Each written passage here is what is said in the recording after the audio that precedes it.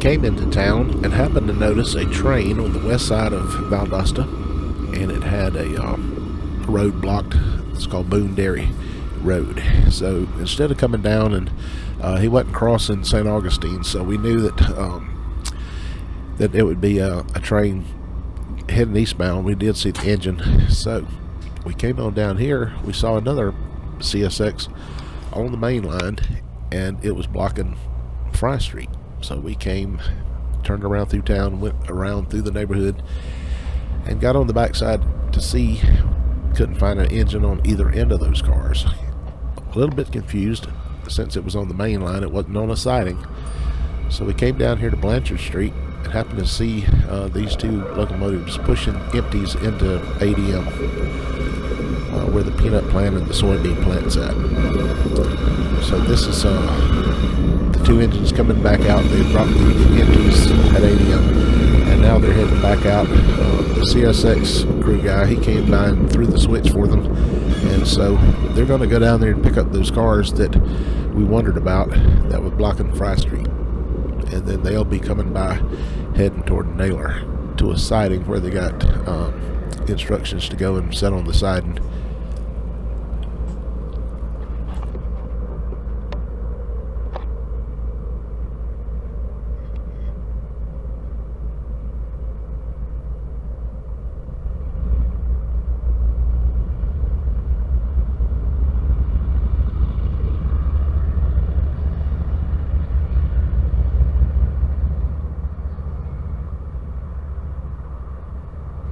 It was late in the afternoon, and I knew that the video quality would be a little down because of the sun being setting, or going to set now. But at the same time, I still like seeing action like this, where you see actually work being done instead of just cars being pulled on the main line. A few minutes went by, about 10 minutes, and here he is coming out now, and he's a video camera. I'm not sure how I did it, but there's one segment missing here that actually recorded in fast forward, and it was hightailing it. So I made a short out of it, and this is the same train though, and so it's heading to Naylor, Georgia, and it will go to the siding where they've been instructed to sit, and then we figured out it's the train that was on the west end that has priority, since most of these are all empty cars. He'll pass them at Naylor, so we decided the next stop here would be to head to Naylor.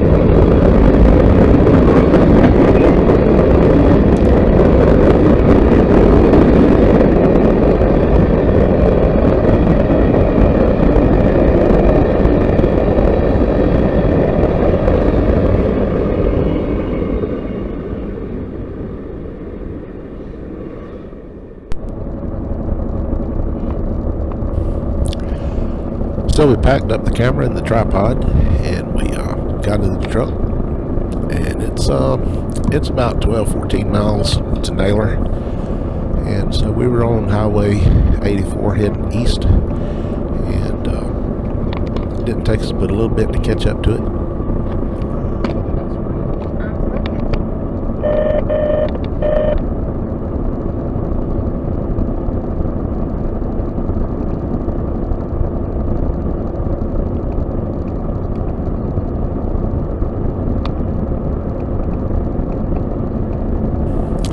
Now, to some people, this might be kind of boring, but this is the kind of chase we like.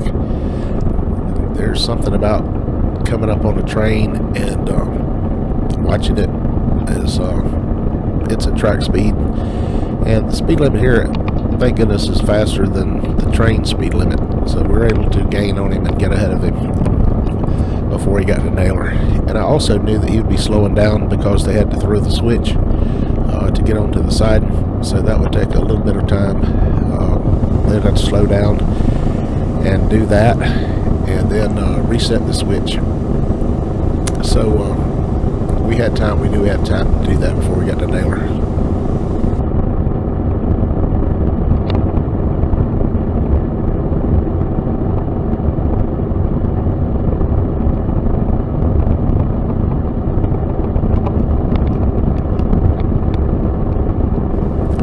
I didn't realize, but the camera angle is doing a real good job showing the train by being hat. My wife and I have, both of us have a hat like that. We made those, and you can get one. You can holler at us, write us an email, and we can see about getting one. And we'll instead of trying to make money on them, we'll just take and kind of cover the cost. We appreciate you wearing it.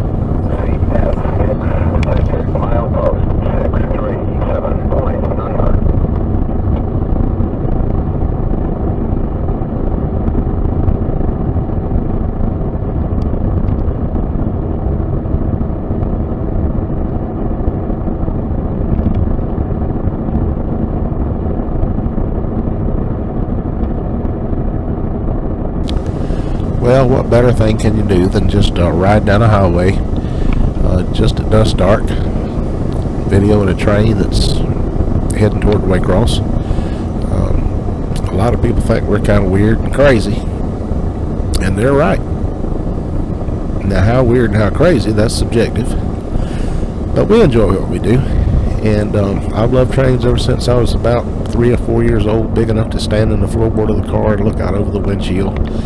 And it would be right there at that place where we saw the other train, down by Boone's Dairy, where I used to do that at when I was a kid.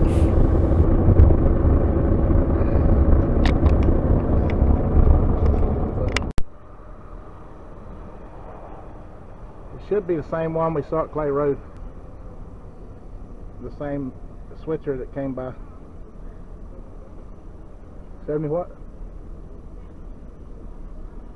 Yeah. Just about sure of it. She was asking me, it's actually engine 7211, but when they backed into that to get those cars off the main line, they actually now are backwards. So the lead engine now coming down that we're looking at is 904, which was the tail engine when they were ADM.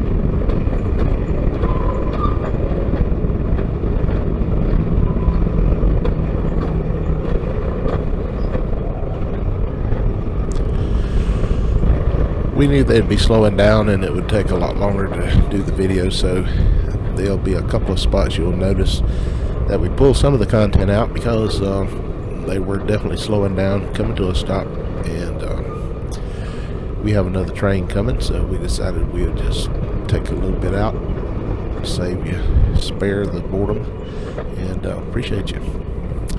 I would like to say at this time, thank you for watching, and if you watch to the end, we appreciate that too. If you will subscribe, like, and share these videos.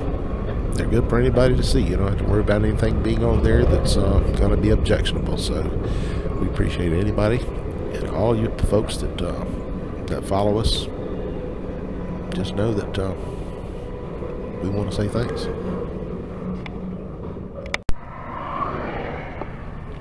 Those are the lights way down there for Perimeter Road and Highway 84. We saw the engine lights and we knew that that train was coming. We weren't sure how long it would take him to get to Naylor, and we were a bit hungry and decided we would just shoot this out the window and then flip around, head back to Naylor.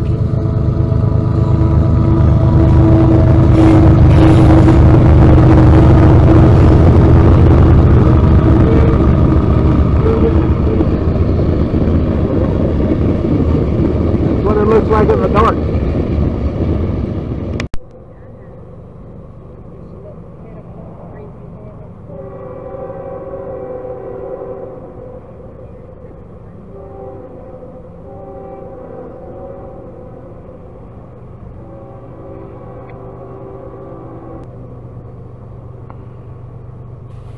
I left the footage in because I like to hear that train horn way down there blowing at the crossings getting here.